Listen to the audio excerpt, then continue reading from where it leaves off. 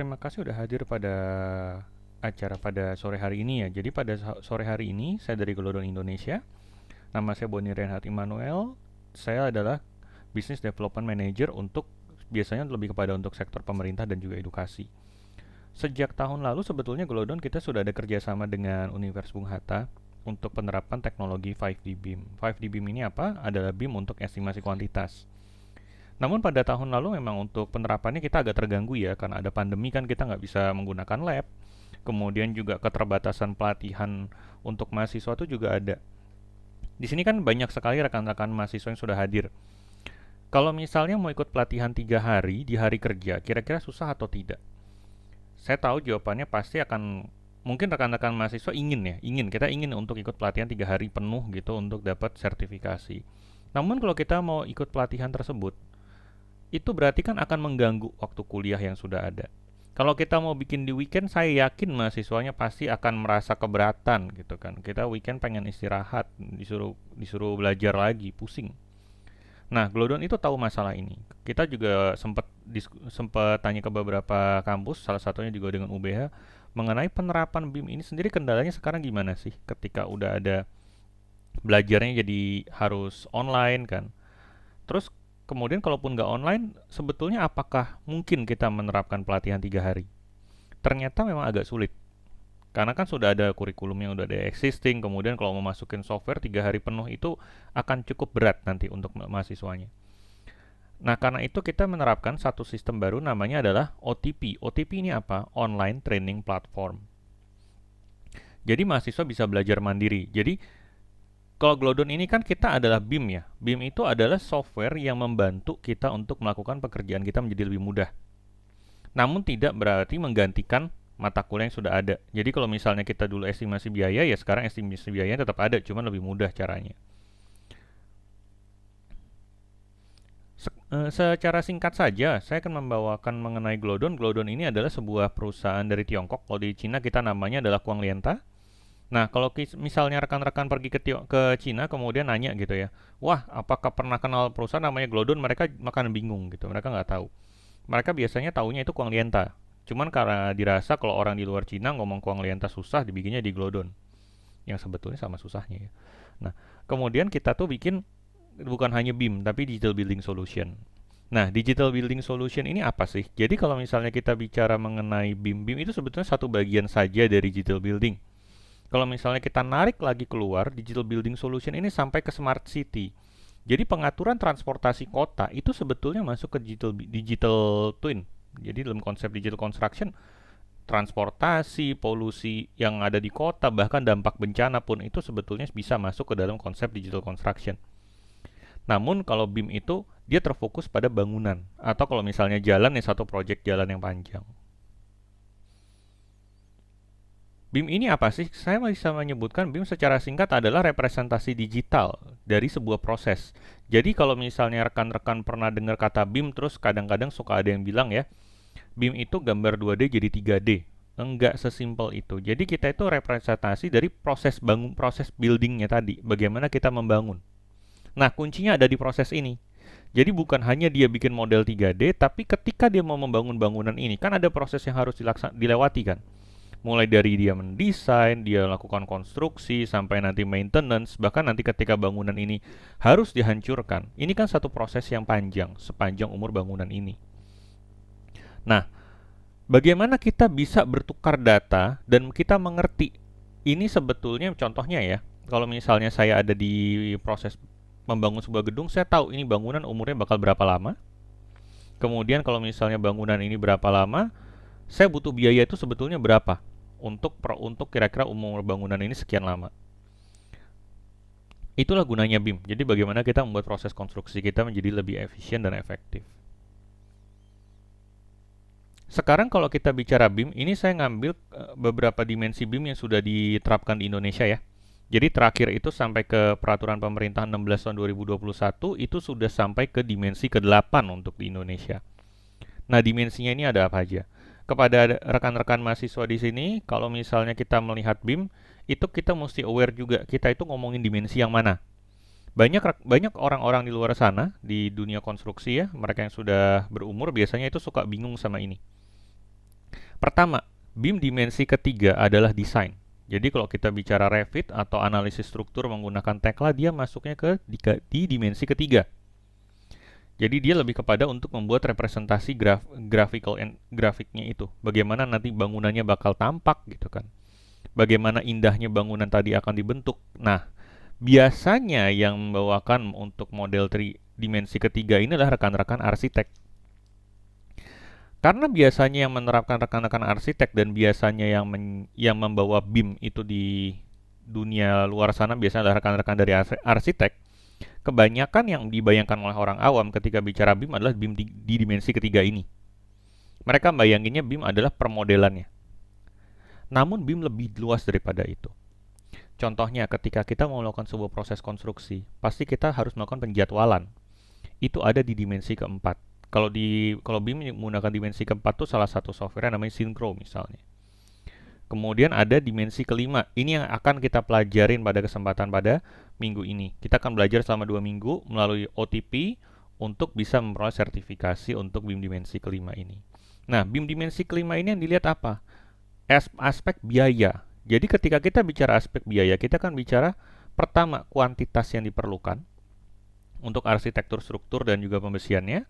Dan kemudian nanti akan sampai ke rancangan anggaran biaya. Kemudian sesudah kita lewat dari dimensi kelima, itu ada juga dimensi ke-6, 7, dan ke-8. Ke-6 itu adalah lebih kepada sustainability. Kalau kita nanti bicara mengenai green building, energy management, itu ada di 6D. Kemudian ketika kita bicara mengenai building maintenance, penggunaan IoT untuk memonitor bangunan, itu ada di 7D. Kemudian terakhir adanya namanya safety dimension. Itu kalau mungkin kalau di kita bilang K3 ya, itu ada di 8D.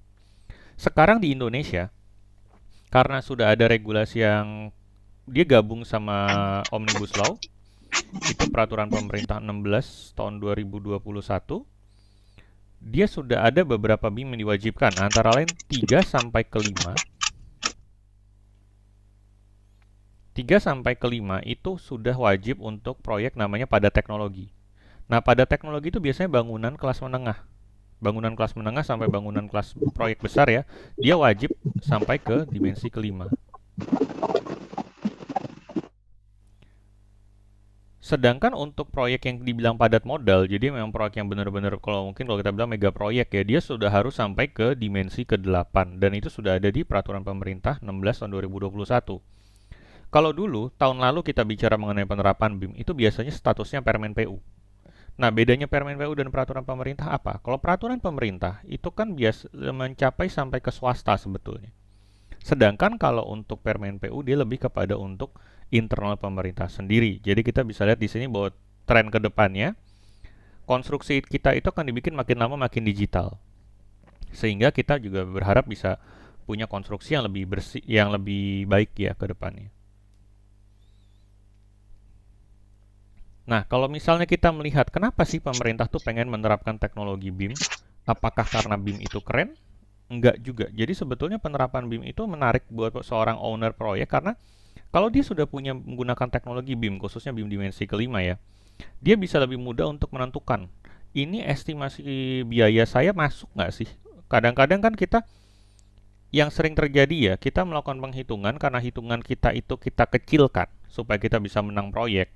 Proyeknya lagi jalan, kita nggak bisa menyelesaikan proyeknya karena nggak masuk. Itu kadang-kadang terjadi. Dan berikutnya adalah masalah kuantitas yang diperlukan. Itu tentu saja kalau kita bicara mengenai sebelum menggunakan BIM, kita akan melakukan estimasi kan manual ya, pasti ada faktor human error. Kemudian berikutnya adalah untuk mempermudah alur negosiasinya. Biasanya ini adalah kontraktor dengan owner, serta tentu saja production control untuk memperkecil kemungkinan adanya waste. Kalau misalnya kita udah tahu kita butuh catnya berapa banyak, ngapain kita beli over berlebihan kan? Kalau kita berlebihan kan nanti ya jadi waste gitu. Itu yang berusaha dikurangin. Nah, kalau dari kasusnya Glodon melihat penerapan BIM itu ada benefit dan pasti ada cost-nya. Dampak yang bisa digunakan dari BIM antara lain apa sih? Meningkatkan efisiensi project itu bisa sampai 100%. Kemudian tentu saja untuk dampak-dampak nggak langsungnya, karena sekarang kan udah ada regulasi BIM ya, jadi ya kita bisa comply dengan regulasi BIM.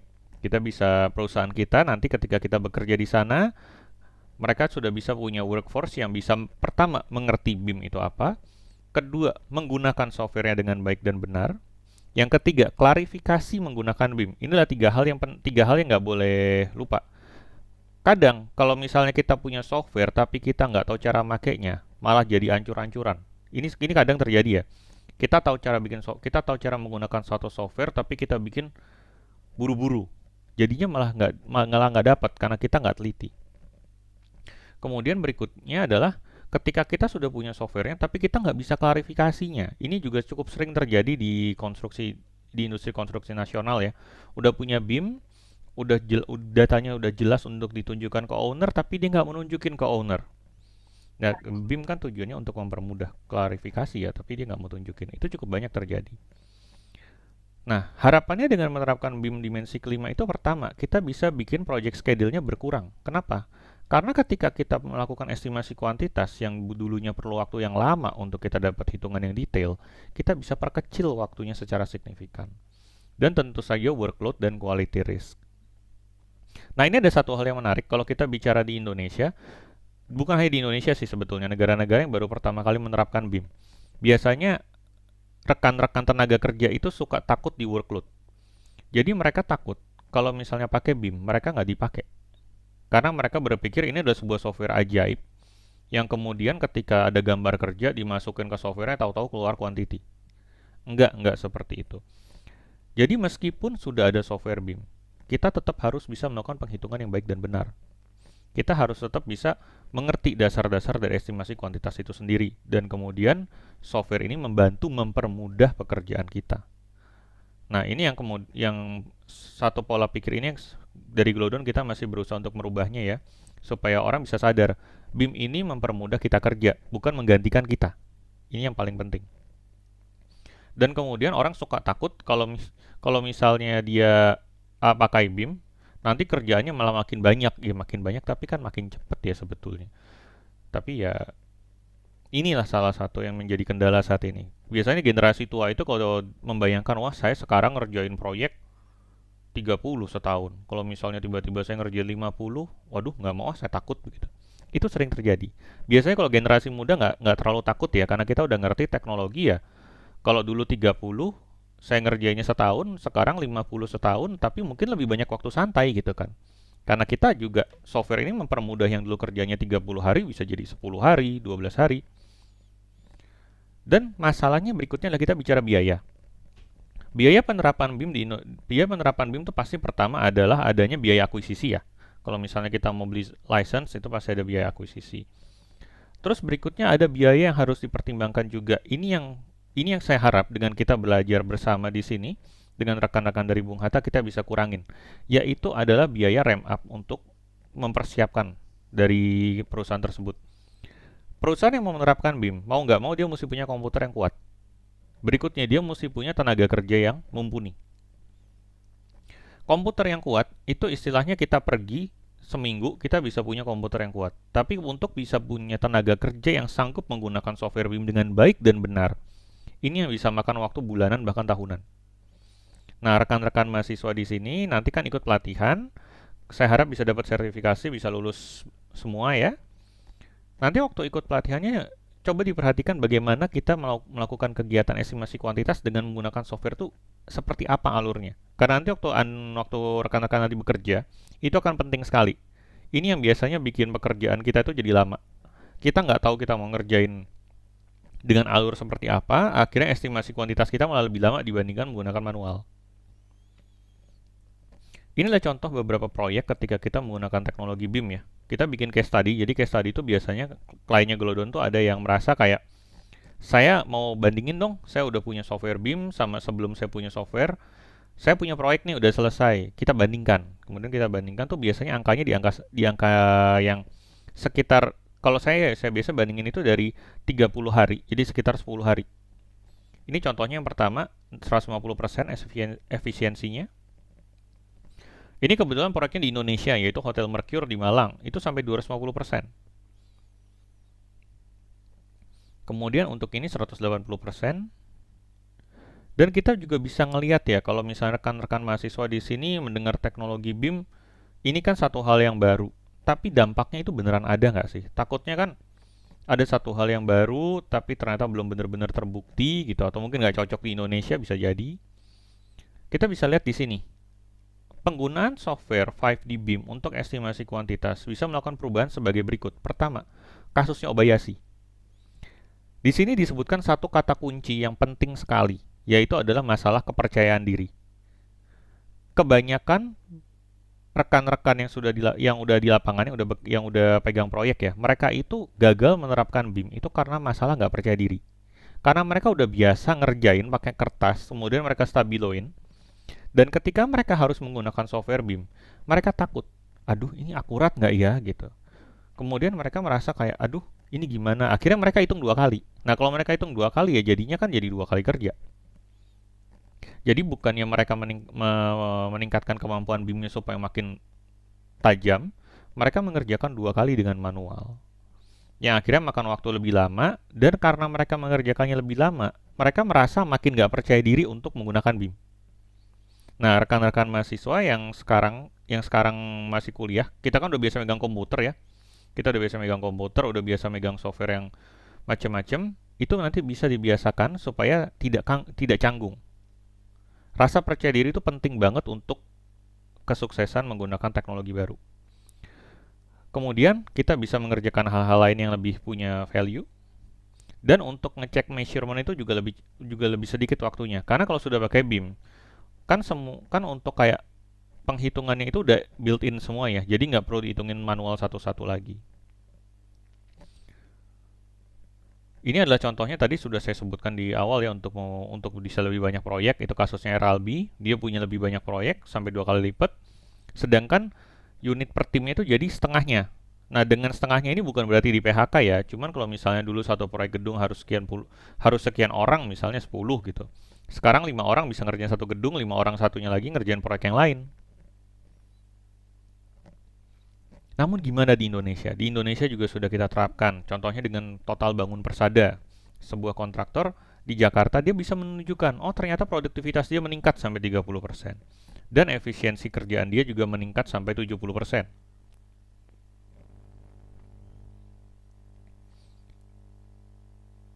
Dan di tanah air ini sebetulnya, karena tadi saya sudah sempat sebutkan ada yang beberapa peraturan pemerintah ya. Dari mana mereka tahu seorang tenaga kerja bisa mengerti dan memanfaatkan software BIM? Jadi sebetulnya kalau sekarang di pemerintah itu yang dilihat itu ada beberapa. Untuk sebuah perusahaan, biasanya yang dilihat adalah pertama, dia punya ISO atau tidak. Kalau misalnya BUMN Karya sekarang udah punya ISO ya. Kedua adalah masalah yang kayak sertifikasi untuk perusahaannya sendiri, untuk membuktikan bahwa perusahaan tersebut memang capable menggunakan software BIM. Nah, software BIM ini kan ada macam-macam. Kalau ISO itu kan mencakup semuanya ya. Nah, untuk tenaga kerjanya, karena kita bicara dengan rekan-rekan mahasiswa di sini, kita kan bicara langsung mengenai ketika nanti kita lulus, apa yang harus kita lakukan. Ketika nanti rekan-rekan di sini lulus dan kemudian mau menjadi QS untuk menggunakan software BIM, contohnya di sini Kubikos ya, kita perlu menunjukkan sertifikasi ini. Ini sertifikat basic, di sini contohnya basic certification ya, yang dari Glodon. Ini nanti menjadi salah satu syarat yang sering diminta. Jadi dari company diminta, kemudian dari usernya juga diminta bukti bahwa dia bisa menggunakan BIM. Nah, Glodon itu sendiri sebetulnya punya 4 jenis sertifikat. Jadi kalau di sini kan ada tingkatannya ya, tapi kalau jenisnya sendiri itu ada 4 sebetulnya. Pertama adalah untuk mahasiswa, kedua adalah untuk rekan-rekan di industri, ketiga adalah untuk rekan-rekan pengajar, keempat adalah untuk perusahaan. Bedanya apa? Kalau perusahaan ya yang dilihat emang perusahaan itu sudah pernah menggunakan teknologi BIM-nya Glodon ya. Kalau untuk tenaga pengajar, melihat bagaimana bisa menurunkan ilmu menggunakan software ini untuk melakukan estimasi kuantitas. Untuk mahasiswa dan untuk tenaga ahli itu sebetulnya sama. Jadi standarnya sama sebetulnya untuk basic level. Nah, bedanya apa? Kalau mahasiswa itu dia nggak bisa naik kalau di tingkatan ini dari basic, dia ke intermediate-nya nggak bisa. Kenapa? Di intermediate tuh harus menunjukkan permodelan. Permodelan yang sudah dibikin menggunakan gambar kerja yang sudah pernah dikerjakan. Jadi kalau misalnya orang di proyek kan bisa ya. Mereka ada proyek, mereka bisa pakai modelnya, mereka bisa naikin level. Tapi kalau mahasiswa kan nggak begitu. Kita mau dapat gambar kerja dari mana kan? Mungkin bisa sih sebetulnya kalau misalnya skripsi dan kemudian dapat gambar kerja, diizinkan itu bisa. Nah, nanti rekan-rekan mahasiswa itu kalau misalnya lulus dari OTP yang akan kita berikan, itu cuma dituliskan basic level ya, karena memang kita untuk tingkatannya cuma 4 ini. Jadi apa yang diperoleh oleh mahasiswa UBH itu sama dengan yang diperoleh oleh rekan-rekan yang ada di industri. Jadi nanti belajarnya sebisa mungkin yang benar-benar serius dan juga berhati-hati dan teliti. Kebanyakan orang gagal ketika melakukan tes bukan karena orang yang nggak bisa, tapi lebih karena kurang teliti. Nah, untuk nanti yang akan kita pelajarin di OTP ini ada dua software. Pertama adalah TRB untuk pembesian dan kedua adalah TAS. TAS adalah untuk arsitektur struktur. Glodon itu sebetulnya ada 4 software. Yang untuk mechanical electrical plumbing kita sedang buat untuk program sertifikasinya. Yang sudah jadi adalah yang reinforced bar dan juga arsitektur struktur ini.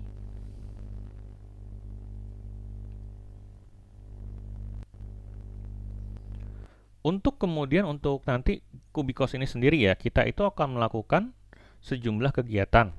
Antara lain, ketika kita mau memulai permodelan, kita akan input drawing dulu. Drawingnya itu bisa dari Revit, AFC, CAD 3D, CAD 2D juga bisa, PDF, bahkan JPEG pun bisa. Nanti kemudian kita masukin ke softwarenya, kita bikin permodelan. Kita buat permodelannya, permodelan 3D seperti digambar di tengah ini, kemudian nanti kita extract. Kita dapat kalkulasinya. Misalnya contohnya untuk arsitektur struktur, kita akan dapat per meter persegi, sedangkan untuk pembesian kita dapat kilogram. Nanti untuk pelatihan kita akan pakai CAD 3D. Kenapa CAD 3D? CAD 3D itu kalau misalnya ada rekan-rekan mahasiswa nanti mau lagi nyoba ya untuk training, dia lebih mudah untuk kita bikin auto identification. Kenapa? Pertama adanya layer. Kedua, warna yang berbeda. Salah satu kendala yang membuat penerapan BIM di Indonesia itu seringkali bermasalah adalah dua hal ini. Layernya nggak ada, warnanya amburadul. Jadi antara dia kadang yang paling parah ya, kalau misalnya paling parah itu dapat gambar kerja hitam flat semua. Itu susah banget untuk dibuat jadi BIM. Namun kadang-kadang kita juga ketemu, dan ini nggak sekali dua kali, kita dapat gambar kerja warna-warni, tapi elemennya juga warna-warni gitu. Bisa jadi file capnya itu ada dua warna. Itu akhirnya kita mesti melakukan auto identifikasi 2 kali. Jadi alurnya menjadi terhambat. Nah, bagaimana kita akan melakukan online training platform ini? Jadi, pelatihan ini akan dilaksanakan selama 2 minggu. Selama 2 minggu, rekan-rekan mahasiswa bisa berlatih mandiri. Kita tahu kalau misalnya kita bikin pelatihan 3 hari berturut-turut untuk rekan-rekan mahasiswa, mengganggu jadwal kuliah. Itu yang pertama, dan kemudian juga capek sebetulnya. Ini salah satu hal yang kemudian saya tanyakan juga kepada rekan-rekan yang belajar melalui via Zoom ya. Kita kalau perhatiin Zoom, itu setengah hari udah capek. Udah mata udah males gitu ya. Dan akhirnya sulit untuk kita. Jadi kalau misalnya kita mulai jam 8, biasanya jam 11 itu kita udah nggak mau fokus lagi. Kita akan ngelakuin hal-hal yang lain. Nah, karena itu kita memutuskan, oke, untuk mahasiswa bagaimana? Mahasiswa itu kan jumlahnya banyak. Kita nggak mungkin memaksa mahasiswa itu datang gerudukan 3 hari berturut-turut ambil kuliah dari pagi sampai sore, ambil kelas untuk sertifikasi pagi sampai sore. Nah, pelatihan 3 hari ini silabusnya kita potong-potong menjadi modul-modul yang udah sesuai, nanti bisa dipelajarin per modul. Kita letakkan di sebuah website namanya OTP. Nah, website OTP ini seperti apa? Nanti akan saya tunjukkan ya sesudah ini. Kemudian sesudah kita berlatih selama 2 minggu, Glodon itu akan memberikan satu tes untuk basic kompetensi. Itu biasanya akan kita berikan pada hari Jumat. Nanti bisa diisi sepanjang hari itu ya. Oh iya, ini satu reminder dari saya kemarin bikin OTP yang dari kampus yang selain UBH ya. Saya yakin kalau UBH nggak akan kejadian seperti ini. Kan kita punya waktu 2 minggu. Itu videonya tolong ditonton sampai 100% sebelum di hari Jumat minggu kedua. Karena kalau misalnya kita baru selesai menonton semua videonya di hari Jumat minggu kedua, ketika Glodon mengambil datanya pada pagi hari, nanti dianggapnya belum selesai. Jadi usahakan selama 2 minggu ini semua data-datanya sudah bisa selesai semua. Semua data-data sudah bisa selesai. Nanti videonya itu udah ditonton 100% semua. Jadi nanti hari Jumat tuh tinggal ambil tes saja. Nah, berikutnya kapan sertifikasinya akan dirilis? Sertifikasinya Glodon itu dirilis tanggal 16 setiap bulannya. Jadi nanti kalau misalnya bisa ambil tes sebelum tanggal 13, sebelum tanggal 14 gitu ya, itu sudah bisa langsung dapat sertifikatnya pada tanggal 16. Tapi kalau misalnya ngambil tesnya tanggal 20 ya 16 tahun bulan berikutnya. Ini ada link untuk ke OTP-nya. Saya akan coba share dulu link OTP-nya di chat. Jadi nanti rekan-rekan mahasiswa bisa melihat ya linknya. Ini saya share di sini. Ini adalah link ke online training platformnya Glodon. Mungkin bisa oleh rekan-rekan mahasiswa dibuka dulu ya. Nah, sambil dibuka, nanti ketika kita buka OTP, kita harus daftar. Ketika kita daftar cukup standar ya, ada alamat email, nama lengkap, nomor kontak, kemudian juga akan ada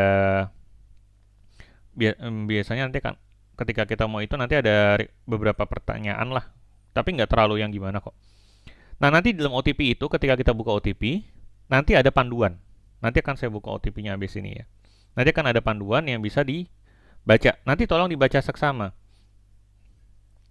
Komputer yang dibutuhkan antara prosesornya minimal itu adalah Intel i5 atau setara dengan RAM minimal 8 GB.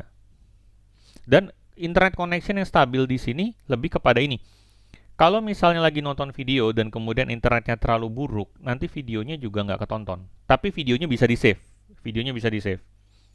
Tapi kalau kamu sampai nge-save videonya, tolong dipastikan tetap itu yang di OTP 100% ya. Sebab nanti dari Glodon kita akan menilai kamu sudah selesai OTP atau belum tuh dari 100%-nya tadi. Nah, di sini saya sebutkan ya, tes hanya bisa dilakukan kalau di OTP progresnya sudah 100%. Nah, sertifikat hanya akan dirilis kalau pertama partisipan sudah selesai OTP-nya 100% dan kemudian tesnya lulus. Jadi nanti tolong diperhatikan tes sama OTP-nya dengan baik. Tapi kalaupun nggak lulus, belum lulus saat ini ya, nanti bisa ngambil tes retake 1 kali lagi. Nah, untuk sertifikatnya itu bisa di-download langsung dari sertifikasinya. Glodon punya website untuk sertifikasi dan akan dirilis ya tanggal 16. Ini contoh untuk OTP yang kita terapkan dengan Polynema. Waktu itu 169 mahasiswa sudah ngambil tes TRB dan kampus Maranatha. Maranatha itu passing rate-nya sampai 88% ya untuk melakukan tes OTP ini. Kemarin PNJ kita juga barusan tes, cuman belum dapat angka pasnya berapa persen yang pass dan berapa persen yang gagal. Kurang lebih seperti itu. Sebelum saya mulai Q&A, saya ingin tunjukkan website-nya ya. Jadi nanti kita sambil Q&A sambil kita tuh bisa langsung lihat website-nya juga.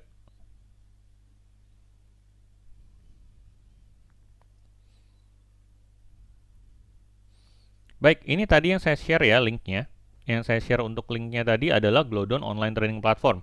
Ada yang sudah akses? Kalau misalnya ada yang nggak bisa akses, bisa angkat tangan atau bisa juga open mic. Nanti saya share lagi linknya.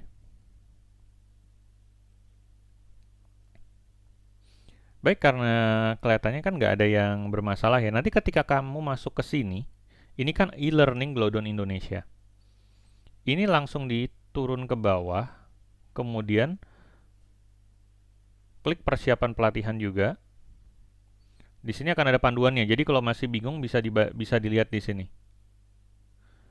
Untuk persiapannya perlu apa saja. Ada 2 yang harus diambil, yaitu pelatihan basic untuk TAS, pelatihan basic untuk TRB. 2 ini yang diambil ya. Intermediate nggak usah, cukup basic aja. Nanti kamu langkah pertama adalah bisa sign up. Nanti sign up bisa langsung, kalau misalnya punya account Teachable lebih enak ya bisa langsung masuk. Tapi kalau misalnya belum, masuklah dengan email. Nah, dengan email ini nanti masukin nama lengkap, email, dan password, kemudian cukup di sign up. Begitu sudah bisa, nanti akan bisa buka semua menunya. Ini saya login dulu.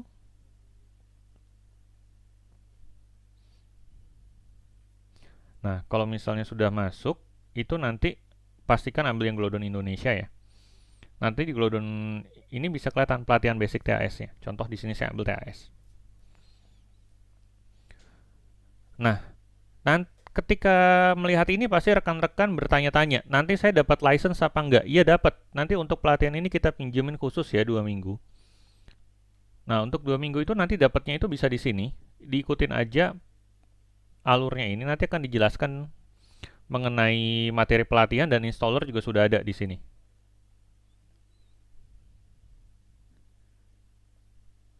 Ini untuk download softwarenya, sudah ada linknya di dalamnya sini ya. Kemudian ada pedoman untuk instalasi juga sudah kita berikan. Nah, kadang-kadang nggak semua komputer itu bisa diinstal dengan Kubicos. Biasanya itu adalah masa titik koma. Itu sudah kita atur sudah kita kasih jawabannya di sini. Untuk mengatur region ini sebenarnya titik koma aja. Material training sudah ada di sini. Sudah kita berikan.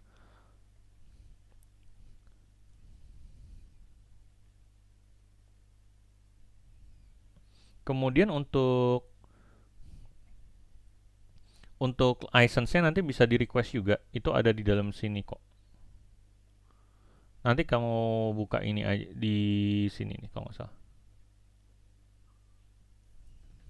Nanti ada satu file di sini untuk PDF-nya. Itu ada link ke activity.kubicos.com. Nanti bisa minta request untuk license di sana.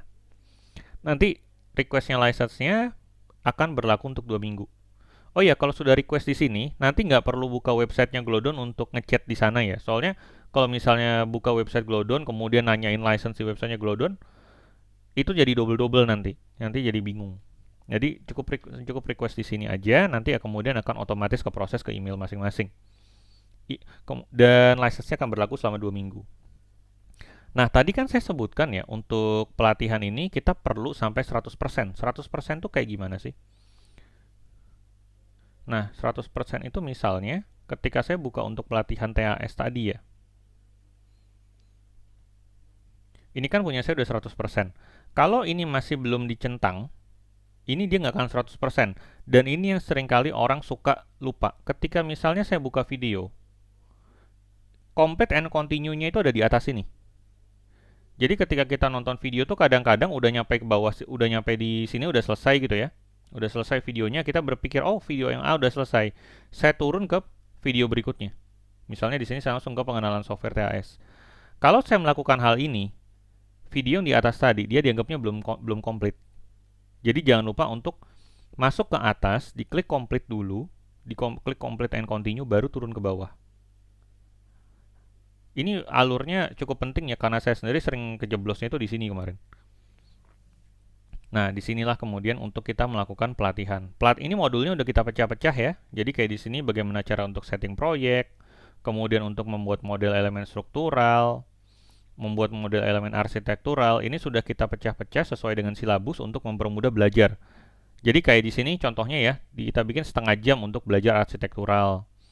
Di sini kita bikin kurang lebih ini sekitar 1 jam lah untuk belajar untuk elemen struktural. Jadi bisa belajar sendiri sesuai dengan pace mahasiswa masing-masing. Tapi saya bilang pace mahasiswa masing-masing jangan lupa yang saya bilang tadi ya, 2 minggu tuh jangan kemudian 1 hari terakhir baru dikebut. Takutnya nanti belum selesai 100% dari Glodon udah keburu narik datanya. Sayang nanti soalnya kejadiannya seperti itu. Kita udah mau tes di hari Jumat, belum selesai 100%. Pada saat mahasiswanya tes, dia udah tesnya lulus, tapi kita nggak sempat bikin dia punya e-certificate. Kenapa? Karena ternyata di OTP-nya ini waktu pagi-pagi itu dia belum 100%, malah kadang-kadang masih 0. Akibatnya ya kita anggap kan dia belum selesai OTP-nya meskipun tesnya sudah lulus. Jadi kalau sudah ngambil tesnya ya, sudah untuk ngambil pelatihannya sudah ngambil TAS dan TRB, diambil semua sampai 100%, nanti akan ada tes. Tesnya seperti apa? Nah, tesnya itu seperti ini. Kita pakai Google Form ya, supaya mempermudah. Google Form itu nanti kita cukup ngisi email, nama lengkap, jangan lupa tanggal lahir ya. Soalnya Glodon itu untuk sertifikasi pakai tanggal lahir. Jadi jangan sampai lupa untuk tanggal lahir. Banyak sekali rekan-rekan yang lupa ngisi tanggal lahir.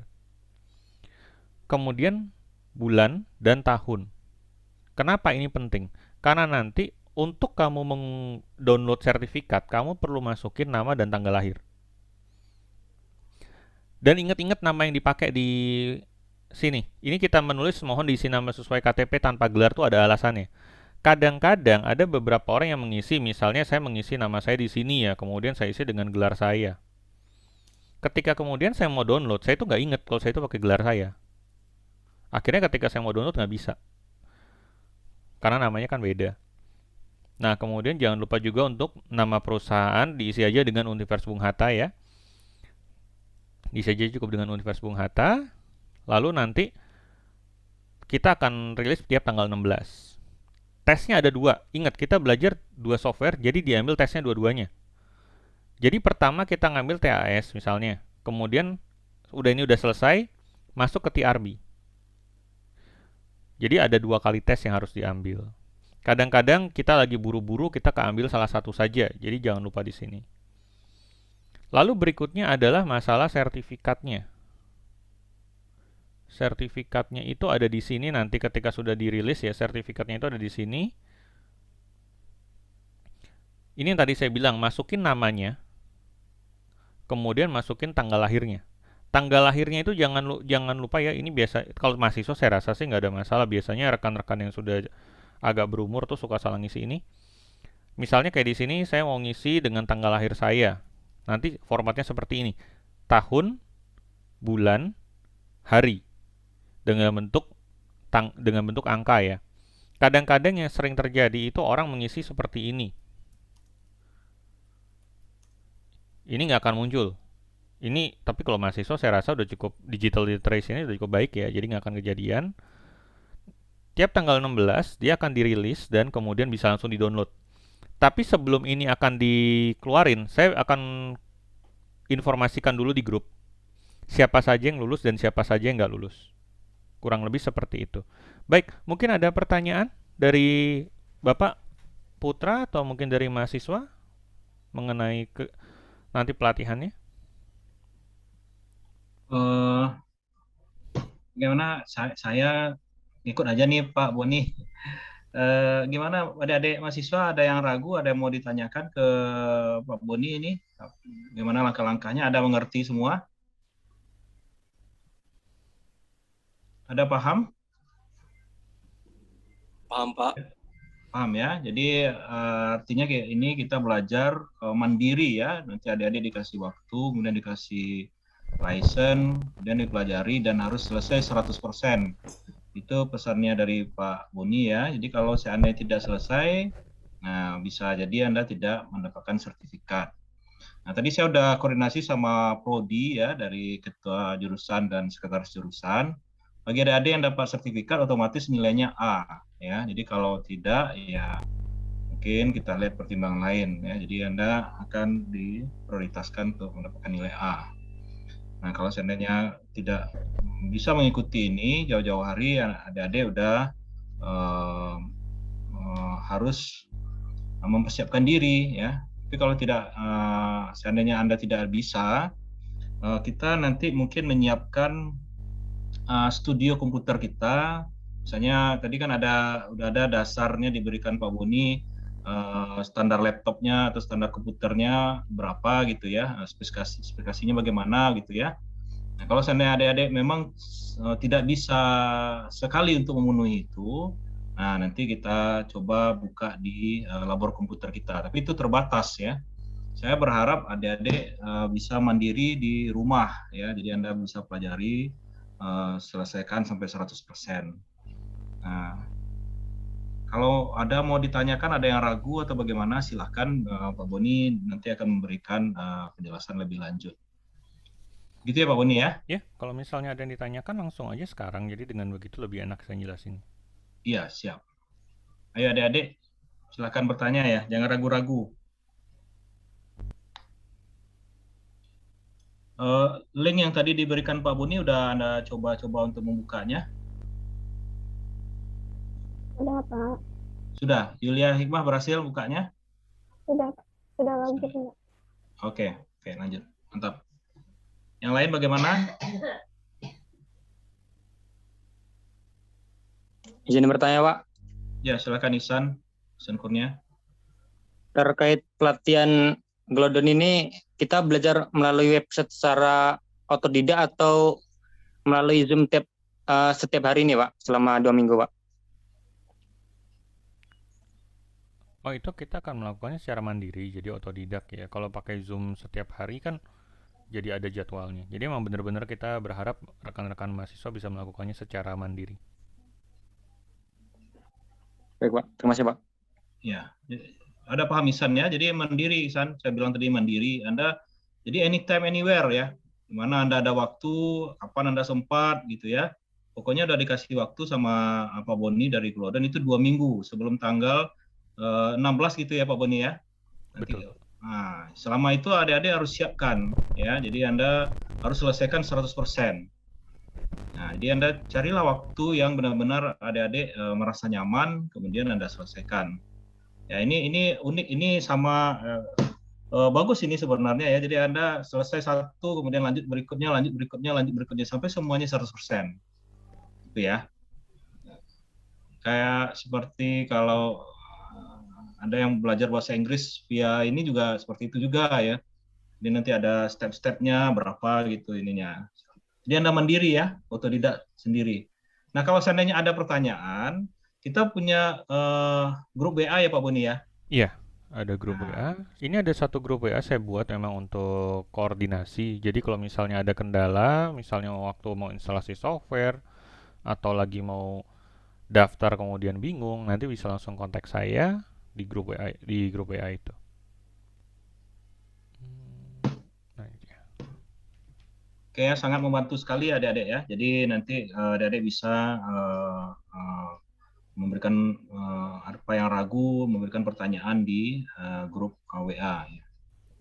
Di situ ada saya juga, ada Pak Boni ya. Jadi nanti adik-adik bisa bertanya. Nah, itu link grup WA-nya sudah saya share di chat grup ya. Nah, silakan Anda join grup ya. Oke, ada yang lain mau bertanya? Pak, mau nanya Pak. Ya, Bobi, silakan. Kalau misalnya lewat tanggal 16 ikut tesnya gimana Pak? Sebetulnya kalau lewat dari tanggal 16 itu bisa saja, cuman saya nggak cuman nanti kamu dapat hasil Tesnya hasil sebulan kamu lagi punya gitu, Pak. tes itu ya, hasil sertifikasinya itu bulan depan lagi. Oh, oke. Udah Pak. Makasih Pak. Ya.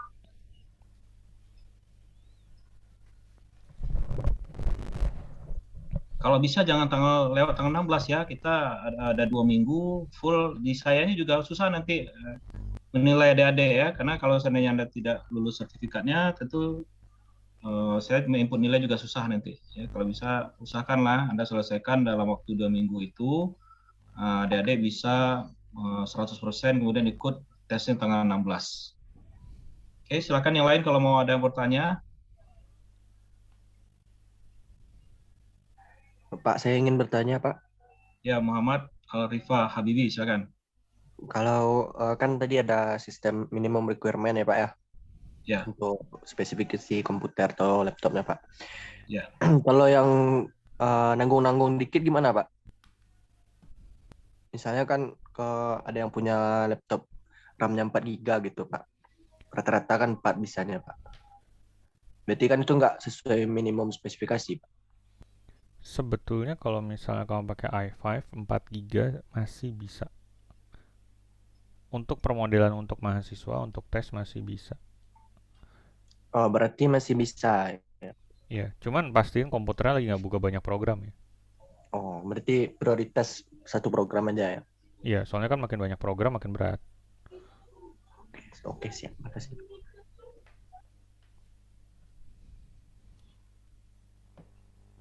Jawab ya. Silakan yang lain. Waktu kita masih ada nih Pak Boni. 8 menit lagi ya? Iya, masih ada. 1 jam ya? Iya. Pak, mau tanya Pak. Ya, silakan Sonia. Jadi setelah login, setelah buka web tadi itu kita harus sign up dulu ya Pak? Iya, di sign up dulu ya. Didaftar dulu. Sign up dulu. Nanti udah terdaftar baru mulai proses. Oh ya, diingat-ingat ya emailnya yang mana.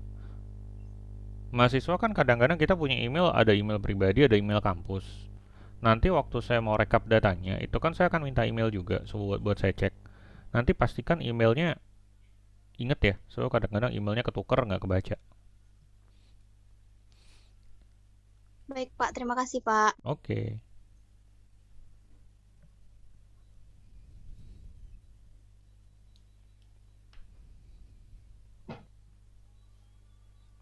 Oke, masih ada?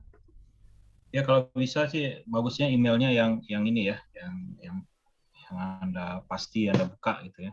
Jangan sampai Anda lupa. Kadang kan banyak email, kadang untuk tugas pakai Google Classroom, lain lagi emailnya seperti itu ya. Jadi Anda pastikan emailnya bahwa email itu selalu Anda gunakan, jadi Anda pasti kebaca dia.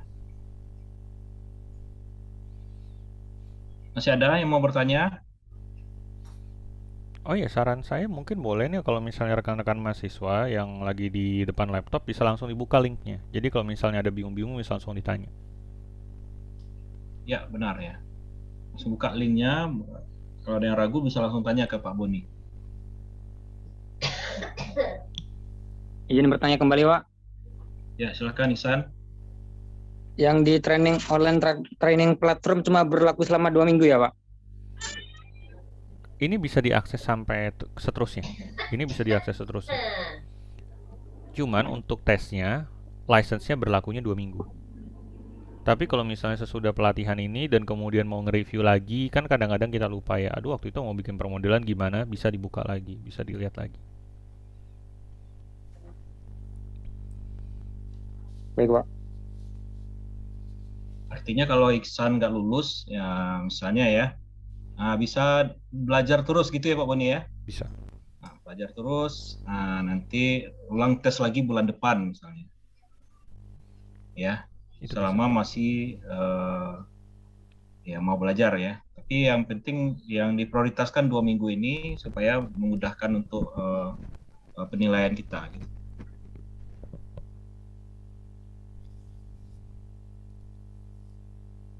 Udah ada yang buka linknya, ada yang ragu?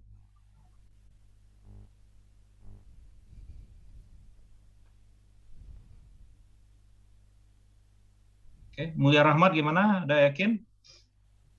Adik-adik udah? Oke. Adik-adik kan jauh-jauh hari saya udah beritahukan juga ya kalau bisa adik-adik udah memiliki komputer atau laptop yang spesifikasinya bisa memenuhi ya. Jadi saya pikir ini nggak berat. Nah, solusi dari kami di kampus yaitu kalau seandainya benar-benar adik-adik tidak bisa sama sekali, tidak punya kemampuan untuk komputer atau laptopnya yang tidak memenuhi syarat, ya silakan datang ke labor komputer, nanti kita atur jadwalnya. Tapi itu tidak semua ya. Ya jadi artinya karena sekarang kita belum sepenuhnya diizinkan untuk bisa kuliah secara offline gitu ya. Oke, paling itu ya dari saya. Mungkin ada tambahan dari Pak Boni ini. Sementara dari saya itu aja. Nanti kalau misalnya rekan-rekan mahasiswa kemudian waktu lagi akses ada bingung, nanti bisa langsung ditanya di grup. Nanti akan saya bimbing. Tadi saya udah share grupnya, langsung join aja. Dan saya lihat kan yang daftar yang ikut acara ini sama yang daftar agak lebih banyak ya Pak. Yang waktu daftar. Mungkin nanti rekan-rekan yang belum sempat bergabung, nanti kalau mau gabung aja nggak apa-apa. Ini kan udah saya record, nanti bisa saya share. Ya, sepertinya lebih banyak yang gabung sekarang kayaknya Pak Boni ya. Iya, cuman beda dikit lah. Oke, oke adik-adik masih ada yang mau ditanya?